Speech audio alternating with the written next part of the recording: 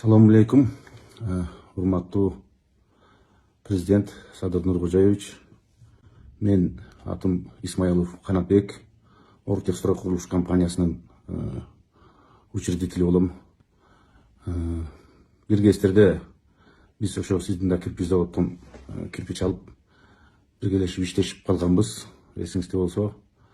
Анан ушундай бир былтыр бир кайрылайын дедим эле, бир анча-мынча беспредел болгондо, анча-мынча эмес, чоң эле. Анан кайра эми ушундай резонанс кылбай эле коеюн деп кайрылган жокмун. Азыр уже кайрылганга мажбур болуп атам. Анткени бул токтобойт экен. Баарыбызда деген дос болгон, баарыбызда достор бар. Досту кыргызча айтканда күтпөйсүң, доско түтөсүң деген бир макал бар кыргыздын. Эң жакын досуңуз колуна камчыны алып алып, атына жараша заты болуп, ушунчалык адилетсиздик иштерин баарын кылып, Кыргызстандын бизнесинин баарын анча-мынча баш көтөргөн бизнесмендерди коррупцияга шылтап, бир 30-40 тергөөчүнө салып берип койду. Алар өз билгендерин кылып, өзлөрүнчө солдат болуп, үстү жактан айтып атат, бул жактан айтып атат деп болгон граждандык иштин баарын арыз жаздырып алып, бизнестин баарын тартып алып, ушундай эмеге салып койду, бир нукка салып койду, тышкырып алышып эле бирөөнүн арыз жаздырып алып, аркасынан аңдышып, ушундай мамлекетибиз 37-жылга келип калды го деп ойлоп калдым. Бул мамлекетте мындан ары бизнес кылыш, менин оюмча, уже абдан кыйынчылыкка келатат. Пандемия болду, андан кийин революция болду, эми моундай кризистер болуп атат. Бизге жардам көрсөткөндүн ордуна ушунчалык чоң, орусча айтканда, давление болуп атат. 30 жылдан бери бизнесте жүрүп, мынчалык адилетсиздик, беспределди көргөн эмесмин. Болгон покупательдерди, биздин клиентураны, фирманын аброюна көп тоскоолдуктарды келтирип, буну алып барып камап койсо эртең чыга калышат, буну алып барып камап койсо мынча акча бере калышат деген эле өзүнчө схема болуп калды. Билбейм кандай система түзүлүп атат, көрүп атам, сиз аракет кылып бизнеске тийбегиле, буга шылтабагыла дейсиңер, келип эле бизнести баса калып атат.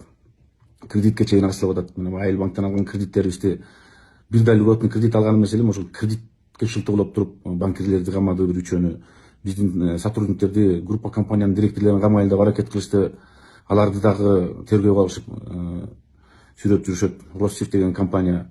Биз өзүбүз көлдөн бир пансионатты бүтүрүп, экинчи пансионат салып, үчүнчү пансионат алып, чоң проекттерди ысык көлдө жасап аттык элек, бүт проектлерибиз токтоду. Ушул сиз келгенден кийинки, бийликтен кийинки ушундай бизге тоскоол болуп атат да. Түшүнөм, сизге убактыңыз жок, баарын карап текшергенге. Тем более сизге чыгып бирөөлөр бирдеме деп арызданып койсо, же сол безге арызданса, ГКМнын балдары сразу тияка арызданып атат, прокуратурага арызданып атат деген эме менен ар кайсы ушул менен алып барып камаганга уже улар анткени эң жакын досуңуз болуп атат. Билбейм, бул Кыргызстаныбыз эмненин ичинен чыгат. Налогоплательщиктин баарын бирден отметка кылдырып чыгышты окшойт, менин түшүнүгүм боюнча. Анан ушундай ачык эле сөз.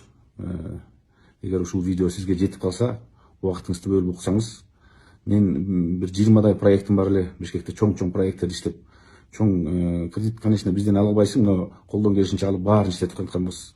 Лыжный базабыз бар эле, көлдө салып бүткөн бир пансионат бар, чоң апарт-отель салып атканбыз, дагы бир чоң проект баштаганбыз. Бир жакта эконом класс деп өзүнчө баштаганбыз. Айыл чарбасына дагы проектлерибиз бар эле, бүт баары токтоду. Былтыр бир шылтоо менен дагы бир досуңуз 15-жылдан бери келип аткан, соттоша албай келаткан бир шылтоо менен биздин коммерциялык директорду камата коюп, биз акча төлөп чыгардык. Эки киши талашкан иш үчүн биз төлөдүк. Анткени булар экөөнөн эч нерсе чыкпаарын билип эле, биздин компаниянын эле бир сотруднигин камай коюшуп эле ошондой эмеге көнүмүш адатка түшүп алышты. Бул өзү билбейм аягы кандай болот. Абдан кыйын катаал болуп атат. Азыр эми тиги бир коттедждер менен спорлорубуз бар эле, аласа бересилер менен. Алар менен соттошуп атсак, аны уголовный ишке айландырып, Октябрьский прокуратурадан кайра иш козгоп салышты. Анан кийин постановление чыгарып алышып, изъять все кассовые документы дейт. Сиз 3 жолу указ чыгардыңыз. Финансовый хозяйственный деятельностьке кийлигишпегиле деп. Ошол 3 указдын бирөөсү да иштебей атат. Урматтуу президент, иштетпей атышат булар. ошону жакшылап көзөмөлдөбөсөңүз, азыр мына мен азыр арыз жазып деле былтыр деле кийирмекмин генералдык прокуратурага. Бул арызданып атат, бул канат деген деп эмелеп туруп кайра эле ГКМга бирөөнү арыз жаздырып эле кийире салганга эме таап алышты. Бизнес деген убагында баарыбыз ошолдо аралашып жүрдүк. Өзүңүздөр билесиңер, Акаевдин убагынан бери түзүлүп келаткан схемалары бар. Анын баарын жоюп тазалаш үчүн көп убакыт керек. Анан биз премьер-министр менен мурда бул дос болгон, же болбосо Бакиев менен чай ичкен, Акаевдин жанында жүргөн деп ар бирибизди куугунтук кыла берсек, бул өзү жакшы ишке алып келбейт деп ойлойм да. Сизге да кирип бир приемыңызга бир убакта бирөөлөр кирип сүйлөштүрүп, командаңызга кирип иштешели дедик элек. Ошол менен такыр убактым болбой, могул жерден ушунчалык давлениянын азабынан башыбыз ушул тергөө менен эле сурактан чыкпай калды сотрудниктерибиз. Анан кийин мыйзамсыз келип офисинде да обыск кылып кетишти. Офисти обыск кылгандан кийин менин сотрудниктерим жарымы жумуштан бошоп кетишти. Өзүлөрү эле сокращение болуп 50% менен отуруп эле коркутуп, бухгалтерлерибизди, юристтерибизди коркутуп үркүткөндөн мына финансылык директор, банковский иштеген менеджерлердин баары жумуштан бошоп кеткенге эме болушту, мажбур болушту. Ушунчалык адилетсиздик болуп атат. Түшүнүп атам, мамлекеттин милдети абдан чоң, иштеш керек, конечно. Бирок морээки күч структураларын, ГКМБны, прокуратураны жакшылап ордуна койбосоңуз, бизнеске жакшылап көзөмөл бербесеңиз, жакшылап